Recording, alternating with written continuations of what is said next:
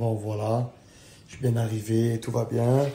Sarah elle prend sa petite douche et moi j'en profite pour revenir sur ce que je vous ai dit hier et vous parler de l'incendie. Celui dont vous avez entendu parler concernant la villa à Faro. J'ai pas eu le temps de m'exprimer dessus, j'ai pas eu le temps de vous dire ce que je ressentais, ce qui s'était passé.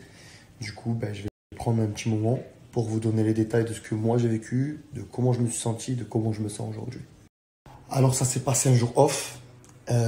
Avec les garçons, on se faisait masser, tout allait bien. Et puis t'as Mila qui débarque et qui nous explique qu'il y a le feu dans une chambre. Ni une ni deux, ça part en courant pour voir ce qu'il reste à faire. Et quand je débarque dans la chambre d'Ilona pour prendre une bouteille d'eau et une serviette, je me rends compte que au moment d'ouvrir la porte de ma chambre, parce que c'est dans ma chambre que c'est en train de prendre feu, là, je prends un trop gros risque. J'entends Ilona qui crie fort, non!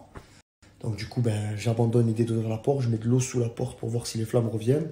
Elles reviennent illico presto, et là je comprends qu'en fait, si j'avais ouvert la porte, j'aurais un retour de flammes, j'aurais un appel d'air et je me serais retrouvé derrière contre la vitre qui a explosé en fait. Et donc je l'ai échappé belle. Je pense que si l'on n'avait pas crié, j'aurais pris le risque. Je pense que je pouvais encore faire quelque chose pour sauver la chambre et empêcher le feu de se propager. Mais à partir de là, on a compris qu'il restait qu'une chose à faire, c'était de sortir. Du coup, on s'est retrouvés dehors. Avec tout ce qui nous restait sur nous, on n'a réussi à rien récupérer. On n'a pas eu le temps, ça a été trop vite. Moi, j'avais mes claquettes, un short et ma chaîne. C'est tout ce qui nous restait. Et on constatait impuissant en fait qu'on pouvait rien faire.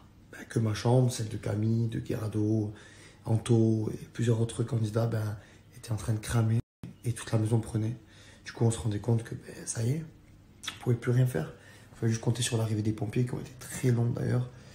Et bon, j'imagine que c'était dû au fait qu'on était dans un coin assez retiré. Et voilà, c'est dur en fait quand vous êtes là et que vous constatez que vous êtes en train de tout perdre. Vous le voyez, mais vous pouvez rien faire. Et au final, pour de nombreuses personnes dont je fais partie, on a tout perdu. Moi perso, permis, carte d'identité, passeport, toutes mes cartes bleues, tous mes papiers, les petits mots du bonbon rose que j'avais cachés, tous mes sacs, ordi, tout ce qui allait avec, j'avais tout. Et j'ai tout perdu. Mais ça reste du matériel, les amis. Tout ça pour dire que c'était une expérience assez difficile, très éprouvante. Mais une fois qu'on a réalisé ce qui s'était passé, une fois que la tristesse nous a quittés, une fois qu'on s'est tous tenus les uns contre les autres, qu'on a été solidaires, on a réalisé qu'en fait tout ça c'est du matériel. Donc si je vous en parle aujourd'hui, c'est pour faire réaliser que on se fout de tout ce que j'ai perdu et de ce que nous avons laissé dans cette maison. Parce qu'au final, il n'y a eu aucun blessé. Et c'est ce qui est le plus important. Voilà. Il faut se mettre dans la tête qu'il y a bien plus important que le matos. Aussi chères les affaires étaient-elles, aussi nombreuses sont les choses qu'on a perdues, nous on est toujours là. Avec le sourire, avec l'envie de vivre et avec les belles rencontres qu'on a faites. Et aujourd'hui, ayant vécu un événement aussi traumatisant, on sait que les uns avec les autres, on pourra toujours compter sur nous.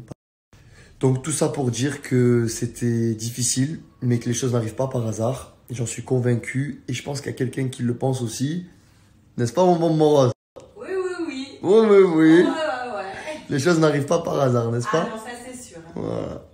Donc c'est vrai que c'était difficile à vivre et même pour nos familles, nos proches qui l'ont entendu à travers les réseaux sociaux et même la presse.